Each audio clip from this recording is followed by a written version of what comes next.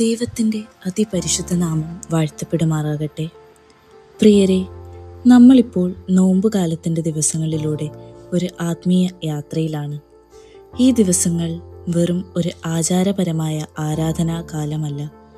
ഇത് ദൈവം നമ്മുടെ ഹൃദയത്തോട് ശാന്തമായി സംസാരിക്കുന്ന ഒരു പ്രത്യേക സമയമാണ്. ജീവിതത്തിൻ്റെ തിരക്കുകൾക്കിടയിൽ നമ്മൾ പലപ്പോഴും നിർത്താതെ മുന്നോട്ട് പോകുന്നവരാണ്. പക്ഷേ നോമ്പുകാലം നമ്മെ ഒരു നിമിഷം നിർത്താൻ ക്ഷണിക്കുന്നു. നമ്മുടെ ഉള്ളിലേക്ക് നോക്കാൻ, നമ്മുടെ ജീവിത വഴിയെ പരിശോധിക്കാൻ, നമ്മൾ നടക്കുന്നത് എവിടേക്കാണെന്ന് തിരിച്ചറിയാൻ. വിശുദ്ധ മത്തായി എഴുതിയ സുവിശേഷം 7-ാം അധ്യായം 13 മുതൽ 14 വരെയുള്ള വാക്യങ്ങൾ നമുക്ക് ധ്യാനിക്കാം. ഇടുക്കുവാതിലിലൂടെ അകത്തു കടപ്പീൻ. നാശത്തിലേക്ക് പോകുന്ന വാതിൽ വീതിയുള്ളതും വഴി വിശാലവും അതിൽ കൂടി കടക്കുന്നവർ അനേകരും ആകുന്നു. ജീവങ്കലേക്ക് പോകുന്ന വാതിൽ ഇടുക്കവും വഴി ഞെരുക്കവുമുള്ളത്, അത് കണ്ടെത്തുന്നവർ ചുരുക്കമത്രേ. ഇവിടെ നിത്യതയുടെ ഇടുക്കുവാതിലിനെ പറ്റി നമുക്ക് കാണുവാൻ സാധിക്കും. ഈ നോമ്പുകാലത്ത് ദൈവം നമ്മുടെ ഹൃദയത്തിൽ ഒരു ശാന്തമായ ചോദ്യം ചോദിക്കുന്നു. ഞാൻ നടക്കുന്നത് ഏത് വഴിയിലാണ്? ഞാൻ ജനക്കൂട്ടത്തെ പിന്തുടരുന്നുണ്ടോ, അതോ ക്രിസ്തുവിനെ പിന്തുടരുകയാണോ?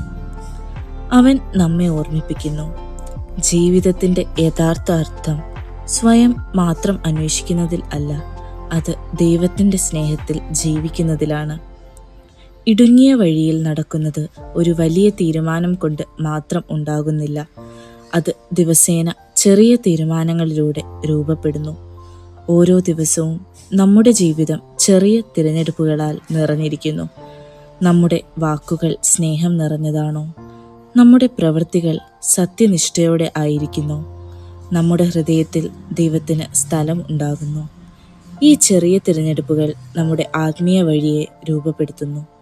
അതിനാൽ നോമ്പുകാലത്ത് പ്രാർത്ഥനയോടും ദാനത്തോടും കൂടെ നമുക്ക് ആയിരിക്കാം.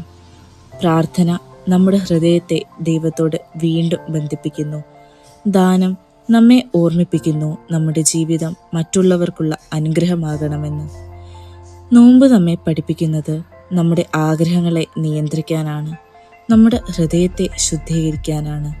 അവ നമ്മെ വീണ്ടും ജീവൻ്റെ വഴിയിലേക്ക് നയിക്കുന്നു.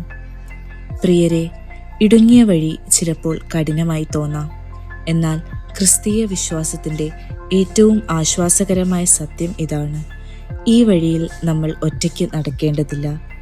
യേശു തന്നെ ഈ വഴിയിൽ നമ്മേക്കാൾ മുൻപ് നടന്നു.